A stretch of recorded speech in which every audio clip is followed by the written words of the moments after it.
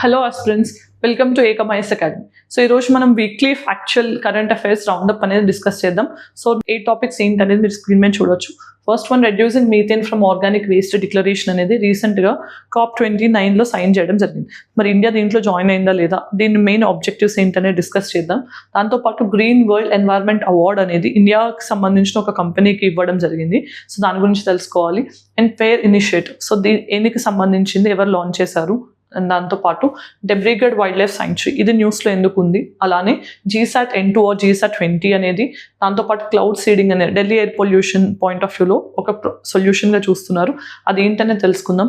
అలానే ఏరో ట్రాక్, ఇది ఒక కొత్తగా వాటర్ పొల్యూషన్ని మనం డిటెక్ట్ చేయడానికి తీసుకొచ్చిన ఒక డివైస్ అనమాట. దీన్ని ఎవరు డెవలప్ చేశారు, ఎలా ఫంక్షన్ చేస్తుంది, దాంతోపాటు నువ్వు వైల్డ్ లైఫ్ సాంక్చురీ ఇది కూడా రీసెంట్గా కొన్ని రీజన్స్ వల్ల న్యూస్లో ఉంది, ఇవి ఏంటనేది డిస్కస్ చేద్దాం. సో ఈ 8 టాపిక్స్ని కూడా నేను Group 2 ఎగ్జామినేషన్ ఏవైతే జరగబోతున్నాయో వాటిని దృష్టిలో పెట్టుకుని ఎక్కువ environment and SNT point of లో కవర్ చేయడం జరిగింది. సో మీకు ఈ టాపిక్స్ నచ్చినా please let me know in the comment section. So first ఇక్కడ మనం reducing methane from organic waste declaration అనేది ఎవరు సైన్ చేశారు, COP29 సమ్మిట్లో భాగంగా. సో మనకి COP29 దేనికి, UNFCCC United nations framework convention on climate change. So వాళ్ళకి సంబంధించిన 29th కాన్ఫరెన్స్ ఆఫ్ పార్టీస్ అనేది అజర్బైజాన్ యొక్క క్యాపిటల్ బాకులో జరుగుతుంది కదా. సో అక్కడ వాళ్ళు ఈ పర్టికులర్ డిక్లరేషన్ని కొంతమంది 30 కంట్రీస్ ఆల్మోస్ట్గా లైక్ మైండెడ్ కంట్రీస్ వాళ్ళు మీథేన్ ఎమిషన్స్ని తగ్గించాలి ఎస్పెషల్లీ ఫ్రమ్ ఆర్గానిక్ వేస్ట్ అనే ఉద్దేశంతో ఇనిషియేటివ్ని లాంచ్ చేయడం జరిగింది. మరి ఎవరెవరు లాంచ్ చేశారు అంటే UNFCCCకి సంబంధించిన COP29 ప్రెసిడెన్సీతో పాటు UNEP United Nations Environment Programme, ఇది ఎప్పుడు ఎస్టాబ్లిష్ అయింది, 1972 స్టాక్హోమ్ కాన్ఫరెన్స్లో ఎస్టాబ్లిష్ అయింది. మరి దీని హెడ్ క్వార్టర్స్ ఏంటి, నైరోబీ, కెన్యా. మరి దీని యొక్క ప్రెస్టీజియస్ అవార్డ్ ఏంటి అంటే champions of the earth award, అది మన ప్రైమ్ మినిస్టర్ గారికి కూడా ఇవ్వడం జరిగింది. దెన్ ఇంకొకటి క్లైమేట్ అండ్ క్లీన్ ఎయిర్ కోalition, ఇదేంటి అని అంటే ఇది ఒక వాలంటరీ సో ఇది ఒక వాలంటరీ కోalition అనమాట. అంటే ఇది ఎస్పెషల్లీ షార్ట్ లివ్డ్ పొల్యూటెంట్స్ ఏవైతే ఉంటాయో SLPs అంటాం, వాటిని అడ్రస్ చేయడానికి లాంచ్ చేసిన ఇనిషియేటివ్స్ లైక్ బ్లాక్ కార్బన్ కానీ మీథేన్ కానీ ఇలాంటి వాటిని మనం తగ్గించడానికి లాంచ్ చేసిన ఎక్స్క్లూజివ్ ఇనిషియేటివ్ ఏంటి అని అంటే climate and clean air కోalition, right. So then ఎన్ని కంట్రీస్ ఆల్మోస్ట్గా సైన్ చేశాయి, 30 కంట్రీస్ సైన్ చేశాయి. అండ్ అవుట్ ఆఫ్ దెమ్ 10 కంట్రీస్లో 8 టాప్ మోస్ట్ మీథేన్ ఎమిటర్స్ ఎవరైతే ఉన్నారో వాళ్ళు కూడా 30 కంట్రీస్లో ఉండడం జరిగింది. సో మరి ఇక్కడ main goal of the initiative ఏంటి, to reduce methane emissions. Okay, especially మన నేషనల్లీ డిటర్మైన్డ్ కాంట్రిబ్యూషన్స్ ఏవైతే ప్యారిస్ అగ్రిమెంట్కి అలైన్గా మనం లాంచ్ చేసుకున్నామో వాటికి తగ్గట్టు మీథేన్ ఎమిషన్స్ని తగ్గించడానికి ఇనిషియేటివ్ అనేది లాంచ్ చేశాము అని ఈ కంట్రీస్ చెప్తున్నాయి. దెన్ ఫోకస్ ఏరియాస్ ఏంటి అంటే NDCs అంటే మన నేషనల్లీ డిటర్మైన్డ్ కాంట్రిబ్యూషన్స్ని మీథేన్ ఎమిషన్స్ని ఇంటిగ్రేట్ చేస్తూ ఇంకా బెటర్ రిజల్ట్స్ని అచీవ్ చేసే విధంగా రెగ్యులేషన్ అనేది మీథేన్ ఎమిషన్స్ మీద ఉండాలి, దానికి సంబంధించిన డేటా అనేది ఉండాలి, అసలు ఏ సోర్స్ నుంచి ఎంత ఎమిషన్స్ అవుతున్నాయి, ఏ కంట్రీ ఎంత రిలీజ్ చేస్తుంది, వీటికి సంబంధించిన డేటా కానీ. అండ్ ఫైనాన్స్ అనేది, సో బెటర్ ఫైనాన్స్ ఉంటేనే మనం దాన్ని బెటర్గా మిటిగేట్ చేయగలం. సో అలాంటి మెజర్స్కి కానీ లేకపోతే రేపు ఫ్యూచర్లో గవర్నమెంట్ అండ్ ఇండస్ట్రీ కొలాబరేషన్స్ కానీ inter governmental collaborations or partnerships కానీ వీటన్నిటికీ ఫోకస్ చేసే విధంగా ఈ ఇనిషియేటివ్ని లాంచ్ చేయడం జరిగింది. మరి ఇప్పుడు ఇండియా భాగమా కాదా అని అంటే ఇండియా అనేది జాయిన్ అవ్వలేదు, ఇది గుర్తుపెట్టుకోవాలి, రైట్. సో ఇండియా ఏదైనా ఇనిషియేటివ్లో జాయిన్ అయినా ఇంపార్టెంటే, బట్ ఇండియా ఏదైనా మేజర్ ఇనిషియేటివ్లో జాయిన్ అవ్వకపోయినా ఎగ్జామ్లో దాని మీద ఫోకస్ చేసే ఛాన్స్ ఉంటుంది. సో ఇక్కడ alignment with global methane pledge, so ఇది మనం COP2021లో ఏదైతే జరిగిందో దానికి సంబంధించిన ఇనిషియేటివ్ ఏంటంటే గ్లోబల్ మీథేన్ ప్లెడ్జ్. దాంట్లో ఏం అగ్రీ చేశారు, 30% ఆఫ్ ద గ్లోబల్ ఎమిషన్స్ మీథేన్కి సంబంధించి ఏమున్నాయో వాటిని 2030 కల్లా మేము తగ్గించాలి అని ఇక్కడ, అంటే 2020లో ఉన్న ఎమిషన్స్తో పోలిస్తే 30% తగ్గించాలి, ఎప్పటికీ 2030కి తగ్గించాలి అని ఇలానే కొన్ని కంట్రీస్ ఒక ప్లెడ్జ్ లాంటివి తీసుకున్నాయి. దీంట్లో కూడా ఇంట్రెస్టింగ్గా ఇండియా అనేది జాయిన్ అవ్వలేదు. ఎందుకు జాయిన్ అవ్వలేదు అని అంటే మీథేన్ అనేది మనకు మేజర్గా అగ్రికల్చర్ నుంచి రిలీజ్ అవుతుంది. అండ్ ఇండియాలో అలాంటి మనం ప్లెడ్జ్ అనేది తీసుకుంటే ఖచ్చితంగా అగ్రికల్చర్ అనేది ఇంపాక్ట్ అయ్యే ఛాన్స్ ఉంటుంది. సో మీథేన్ ఎమిషన్స్ అవ్వకుండా ఉండాలంటే అగ్రికల్చర్ని మనం కొంచెం చేంజ్ చేయాల్సిన అవసరం ఉంది.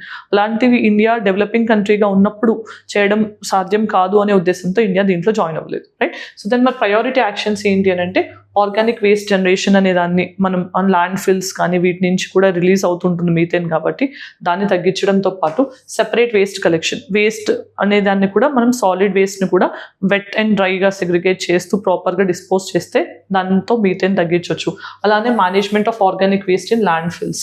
సో జనరల్గా మనం న్యాచురల్ కాజెస్ని పక్కన పెడితే ఆంథ్రోపోజెనిక్ కాజెస్లో ల్యాండ్ ఫిల్స్ ఒకటి, యానిమల్ రుమినేషన్ ఒకటి, లైట్నింగ్, థండరింగ్ అనేవి న్యాచురల్ రీజన్స్. అలా కాకుండా అగ్రికల్చర్ కానీ ప్యాడీ ఫీల్డ్స్ వీటి నుంచి ఇలాంటి వాటి నుంచి కూడా ఎక్కువగా మీథేన్ అనేది రిలీజ్ అవుతుంది.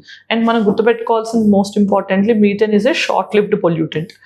ఇది climate and clean air coalition అనేది రెగ్యులేట్ చేస్తూ ఉంటుంది, ఇది గుర్తుపెట్టుకోవాలి, రైట్?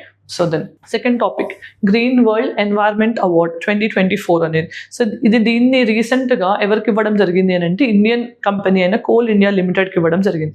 మరి ఎందుకు ఇచ్చారు అని అంటే వాళ్ళు ఎన్వైర్న్మెంటల్ సస్టైనబిలిటీని పెంచే విధంగా కార్పొరేట్ సోషల్ రెస్పాన్సిబిలిటీ కింద కొన్ని ఇనిషియేటివ్స్ని తీసుకున్నారు అనే ఉద్దేశంతో ఈ గ్రీన్ ఎన్వైర్న్మెంట్ అవార్డ్ అనేది ఇవ్వడం జరిగింది. సో ఇక్కడ మెయిన్గా మనం గుర్తుపెట్టుకోవాల్సింది, ఎవరైతే సిఎస్ఆర్లో కానీ ఎన్వైర్న్మెంట్ సస్టైనబిలిటీని పెంచే విధంగా ఇనిషియేటివ్స్ని ప్రమోట్ చేస్తున్నారో వాళ్ళకి ఈ అవార్డు ఇవ్వడం జరుగుతుంది. మరి ఇక్కడ కోల్ ఇండియా లిమిటెడ్ ఎవరికి ఎస్పెషల్గా బెనిఫిట్ అయ్యేటట్టు ఇనిషియేటివ్ తీసుకుంది అని అంటే తలసేమియా పేషెంట్స్. తలసేమియా అంటే ఏంటనేది కూడా మనం తెలుసుకోవాలి. ఎస్ఎన్టీ పాయింట్ ఆఫ్ వ్యూలో ఇలాంటివి కూడా అయ్యే ఛాన్స్ ఉంటుంది. సో మనకి బ్లడ్లో హిమోగ్లోబిన్ ఎక్కువగా ప్రొడ్యూస్ అవ్వకపోయినా, అంటే ఎంత సఫిషియెంట్గా కావాలో అంత ప్రొడ్యూస్ అవ్వకపోతే దాన్ని తలసేమియా అంటాం. సో హిమోగ్లోబిన్ కంటెంట్ అనేది ఎందుకు ఇంపార్టెంట్ బాడీలో అంటే మనకి ఆర్బీసీస్ అనేవి మెయిన్గా ఆక్సిజన్ అండ్ కార్బన్ డైఆక్సైడ్ ఎక్స్చేంజ్లో హెల్ప్ చేస్తాయి. మరి అలాంటప్పుడు హిమోగ్లోబిన్ కౌంట్ అనేది తక్కువగా ఉంటే మనకి ఆక్సిజన్ సప్లై అనేది ఆర్గాన్స్కి తక్కువగా ఉంటుంది.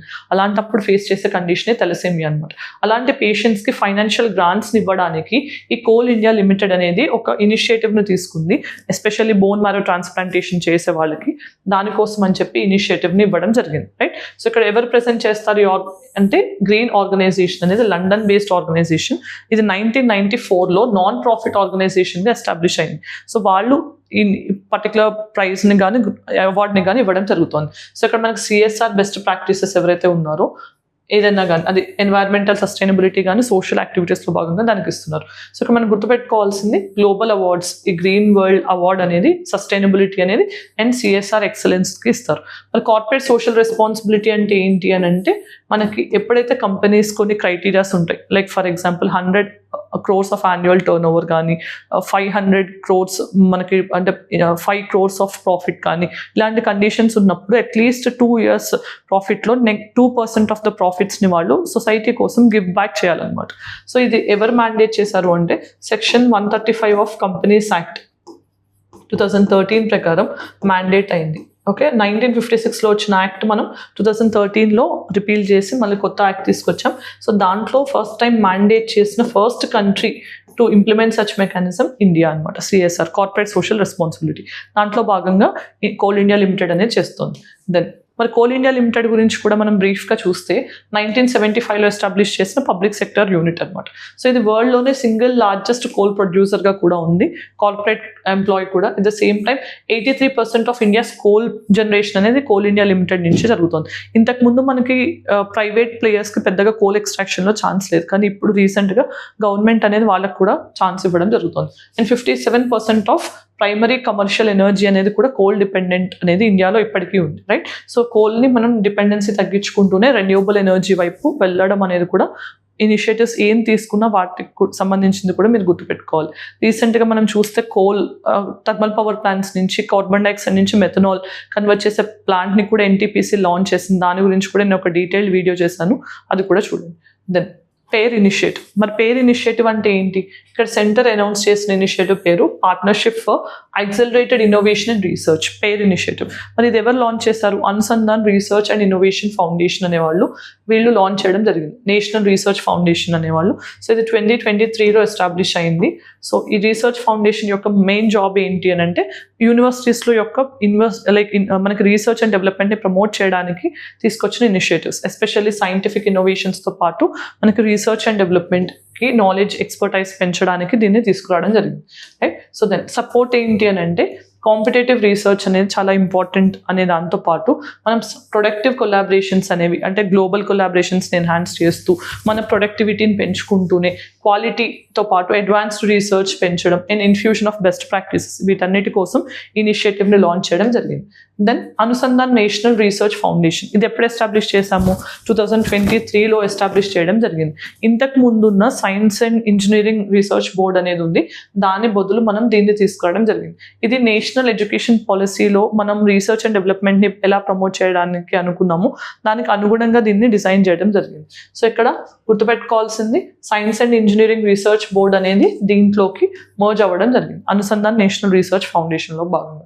సో ఇక్కడ మీకు ఇంత డీటెయిల్గా తెలుసుకోవాల్సిన అవసరం లేనప్పటికీ కూడా ఎగ్జామినేషన్ పాయింట్ ఆఫ్ వ్యూలో పెయిర్ ఇనిషియేటివ్ అనేది ఎవరు లాంచ్ చేశారు ఆర్ దేనికోసం లాంచ్ చేశారు అని స్ట్రైట్ ఇలాంటి ఆబ్జెక్టివ్ క్వశ్చన్స్ అడిగే ఛాన్స్ ఉంటుంది. ఇవి జస్ట్ రిమెంబర్ చేస్తే సరిపోతుంది. Then Dibrugarh wildlife sanctuary, మరి ఇది ఎందుకు న్యూస్లో ఉంది అని అంటే ఇండియన్ బైసన్ ఆర్ గౌర్ అని అంటాం. సో దీనికి సంబంధించిన ఫస్ట్ పాపులేషన్ అసెస్మెంట్ అనేది రీసెంట్గా దిబ్రూగఢ్ వైల్డ్ లైఫ్ సాంక్చురీలో జరగడం తెలిసిందే, రైట్. సో ఇది ఎక్కడ ఉంది అని అంటే ఫస్ట్ మనం గుర్తుపెట్టుకోవాల్సిన లొకేషన్ ఒడిస్సాలో ఎస్పెషల్లీ హిరాకుడ్ డ్యామ్. మరి హిరాకుడ్ డ్యామ్ అనేది దేని మీద కన్స్ట్రక్ట్ చేసాము? మహానది రివర్ మీద, రైట్. సో ఇది ఒక ఈస్ట్ ఫ్లోయింగ్ రివర్. సో మీకు తెలిసిందే మహానది ఒడిస్సా స్టేట్ నుంచి పాస్ అవుతుంది. అలానే ఇది ఇక్కడ మనం మెన్షన్ చేయాల్సిన ఒక ఫ్రీడమ్ ఫైటర్ ఎవరు అంటే వీర్ సురేంద్ర సాయ్. ఈయన కూడా ఈ రెబెలియన్ ఏదైతే బ్రిటిష్కి అగేన్స్ట్గా చేశారో అది ఈ పర్టికులర్ రీజన్లోనే అనేది కూడా మనం గుర్తుపెట్టుకోవాలి. అండ్ వెజిటేషన్ విషయానికి వస్తే డ్రై డెసిడ్యూస్ మిక్స్డ్ ఫారెస్ట్ అనేవి ఇక్కడ ఉంటాయి.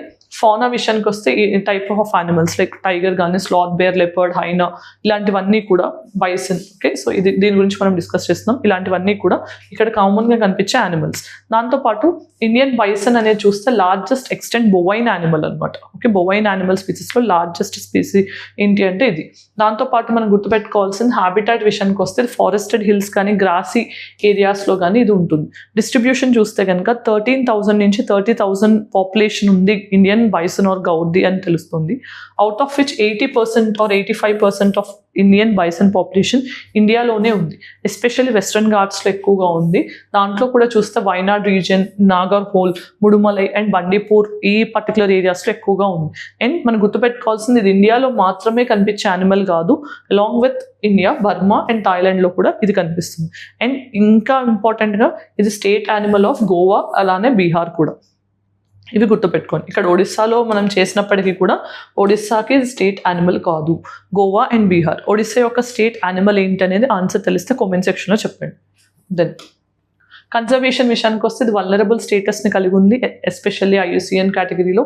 And CITES appendix 1 and wildlife protection యాక్ట్లో కూడా schedule 1 animal, right. So then next topic చూస్తే GSAT N2 ఆర్ దీన్ని GSAT 20 అని కూడా అంటున్నాం.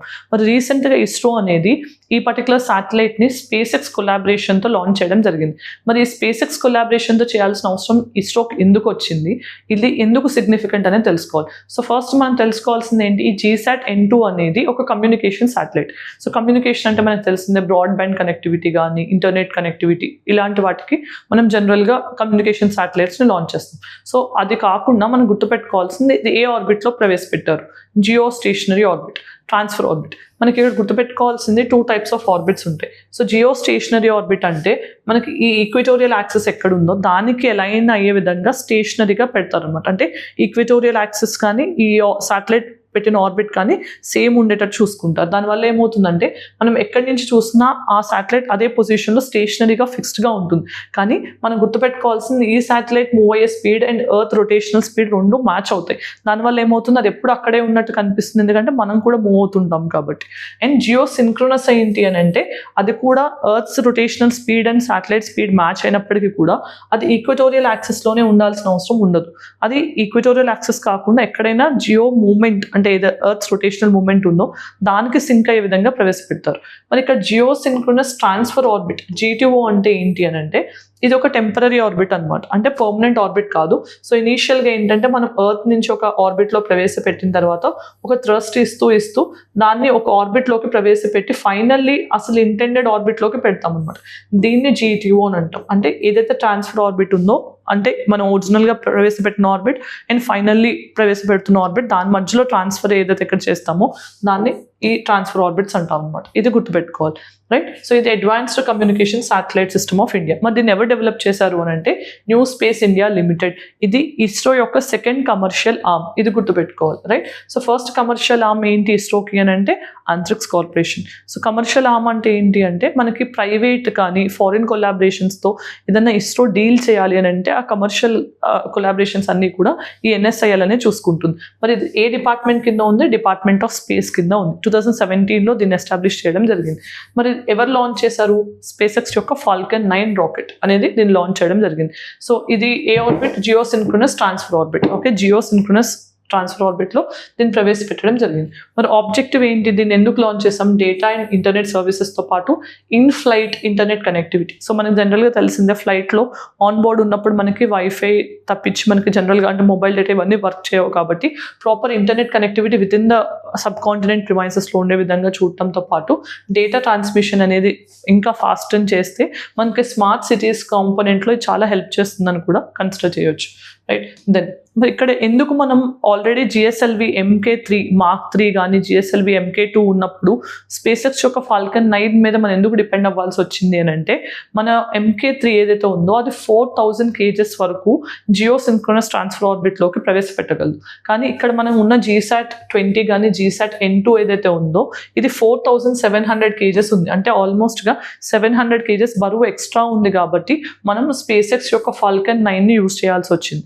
అండ్ ఇది చాలా ఇంపార్టెంట్. ఎందుకు అంటే ఇస్రో ఫస్ట్ టైం SpaceXతో చేసిన కొలాబరేషన్ ఫస్ట్ ఇది GSAT-N2 ఆర్ GSAT-20. ఎందుకని ఇది చాలా important, right. Then next topic ఏంటి అంటే క్లౌడ్ సీడింగ్. మరి క్లౌడ్ సీడింగ్ అనేది ఎందుకు వార్తల్లో ఉంది అంటే రీసెంట్ టైమ్స్లో ఢిల్లీలో మనం చూస్తూనే ఉన్నాం పొల్యూషన్ అనేది చాలా విషవాయువులాగా మారిపోయింది. ఎయిర్ అనేది బ్రీతింగ్ ఎయిర్ అనేది కూడా సో మనకి ప్రాపర్గా లేదు. ఆల్మోస్ట్ 500 AQI దాటింది అని కొన్ని రిపోర్ట్స్, 1500 దాటింది కానీ గవర్నమెంట్ చెప్పట్లేదు అని ఇంకొన్ని రిపోర్ట్స్ చెప్తున్నాయి. సో ఈ కాంటెక్స్లో ఏంటంటే పొల్యూషన్ ఎప్పుడైనా ఎక్కువైనప్పుడు మనం చేసే మెషర్స్తో పాటు ఆర్టిఫిషియల్ రెయిన్ అనే దానికోసం కూడా డిఫరెంట్ కంట్రీస్ ఎక్స్ప్లోర్ చేస్తుంటాయి. దుబాయ్లో కూడా ఈ కాన్సెప్ట్ చూసాం ఆల్రెడీ, అండ్ ఢిల్లీలో ఇప్పుడు దీన్ని ఎక్స్ప్లోర్ చేస్తున్నారు. మరి ఇక్కడ మనం క్లౌడ్ సీడింగ్ అనేది ఎలా చేయగలం అని అంటే ఆర్టిఫిషియల్ రెయిన్ అనేది ఎలా ఇండ్యూస్ చేయగలం అని అంటే కొన్ని జెట్స్ నుంచి కానీ ఎయిర్ప్లేన్స్ నుంచి కానీ కొన్ని కెమికల్స్ని క్లౌడ్స్లోకి డిస్పర్స్ అయ్యే విధంగా చల్లుతారనమాట. అంటే దాంట్లో ఏ కెమికల్స్ ఉంటాయి అనేది చాలా చాలా ఎగ్జామినేషన్ పాయింట్ ఆఫ్ వ్యూ చాలా ఇంపార్టెంట్. సో ఫస్ట్ మనం చూస్తే కనుక silver iodide and potassium iodide, దాంతోపాటు డ్రై ఐస్ని ఈ క్లౌడ్స్లోకి డిస్పర్స్ చేస్తారనమాట. దానివల్ల ఏమవుతుంది అని అంటే వీటి చుట్టూ హైగ్రోస్కోపిక్ న్యూక్లియర్ అయితే క్లౌడ్ ఫార్మేషన్కి కావాల్సింది ఉందో దాని చుట్టూ అది ఫామ్ అవ్వడం స్టార్ట్ చేసేసరికి మనకి క్లౌడ్స్ ఎక్కువ ఫామ్ అయ్యి ఇంటెన్స్ ప్రెసిపిటేషన్ అనేది వస్తుంది. ఆర్టిఫిషియల్గా మనం రెయిన్ని ఇండ్యూస్ చేస్తున్నాం అనమాట. సో దీన్ని మనం ఏమంటాం? ఆర్టిఫిషియల్ రెయిన్ అంటాం ఆర్ వెదర్ మోడిఫికేషన్ టెక్నిక్ అని కూడా అంటాం.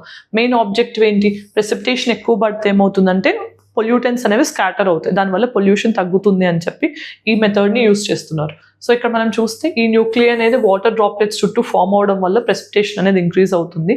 సో ఇక్కడ మనం చూస్తే రాకెట్స్ కానీ ఎయిర్ క్రాఫ్ట్స్ కానీ గ్రౌండ్ బేస్డ్ జనరేటర్స్ వీటిని యూజ్ చేసి ఎక్కువగా ఈ ప్రాసెస్ని చేస్తూ ఉంటారు.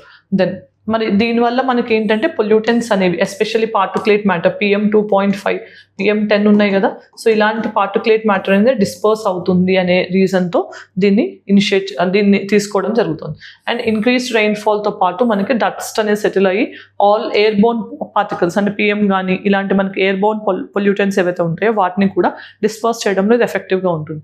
కానీ ఇదంతా సులువు కాదనమాట. ఎందుకు అంటే మనకి మెయిన్గా అక్కడ క్లౌడ్ కావాల్సిన కండిషన్స్ ఉండాలి, అలానే మాయిశ్చర్ కంటెంట్ కూడా ఆ టైంలో సఫిషియెంట్గా ఉంటేనే ఈ ప్రాసెస్ యొక్క రిజల్ట్ అనేది మనకి కనిపిస్తుంది. Otherwise it is very difficult.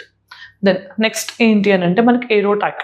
ఇది ఎవరు లాంచ్ చేశారు? ఇలాంటి ఎగ్జామినేషన్లో అడిగే ఛాన్స్ ఉంటుంది. ఎందుకంటే ఇండియన్ ఇన్స్టిట్యూట్ ఆఫ్ బాంబే, ఇక్కడ మీరు గుర్తుపెట్టుకోవాల్సింది IIT బాంబే. సో ఏ ఎగ్జామినేషన్లో అయినా కానీ IITs యొక్క కొత్త ఇనిషియేటివ్స్ మీద ఎగ్జామ్ ఓరియంటెడ్గా క్వశ్చన్స్ ఇచ్చే ఛాన్స్ ఉంటుంది. సో ఇక్కడ మీరు నేమ్ ఒకవేళ ఇచ్చి ఇదేంటి అని అడిగినా కూడా మీరు డిటెక్ట్ చేయలేరు. ట్రాక్ అంటే సంథింగ్ ఏదైనా ట్రాక్ చేస్తుందని తెలుస్తుంది, కానీ ఏరో అని అంటే జస్ట్ మీరు వాటర్ పొల్యూటెంట్ లెవెల్ని మనం డిటర్మైన్ చేయడానికి అనేది ఆ టైంలో స్ట్రైక్ అయ్యే ఛాన్స్ చాలా తక్కువ ఉంటుంది. అలాంటప్పుడు మీరు గుర్తుపెట్టుకోవాల్సింది ఇది ఏంటి అనేది, దాంతోపాటు ఎవరు డెవలప్ చేశారు అనేది, రైట్. సో ఇక్కడ ఏంటంటే మనకి హార్మ్ఫుల్ ఎరోమాటిక్ అందుకని దీన్ని ఎరో అని అనటం జరిగింది. జీనోబయోటిక్ పొల్యూటెంట్స్ అంటే ఏంటి అంటే ఆ పర్టికులర్ ల్యాండ్కి సంబంధించిన నేటివ్వి కాకుండా ఫారిన్ ఎలిమెంట్స్ని జీనోబయోటిక్ అంటాం అనమాట. అంటే which are not native to that particular area. అలాంటి వాటి వల్ల పొల్యూటెంట్ వచ్చేదాన్ని మనం అరోమాటిక్ జీనోబయోటిక్ పొల్యూటెంట్స్ అని అంటాం. సో వీటి వల్ల మనకి ఎటువంటి హామ్ ఉంటుంది, ఆ పొల్యూషన్ లెవెల్ అనేది ఎలా ఉంది అని తెలుసుకోవడానికి ఈ పర్టికులర్ డివైస్ని ఐఐటి బాంబే డిజైన్ చేయడం జరిగింది. సో ఇక్కడ ఏంటంటే కొన్ని ప్రోటీన్స్ యూజ్ చేస్తారు, బ్యాక్టీరియాలో ఉండే ప్రోటీన్స్ని. వాటిని బట్టి మనకి కలర్ అనేది, సొల్యూషన్ కలర్ అనేది చేంజ్ అయితే పొల్యూషన్ లెవెల్ని కూడా మనం ఐడెంటిఫై చేయొచ్చు అనే రీజన్తో దీన్ని స్టార్ట్ చేయడం జరిగింది.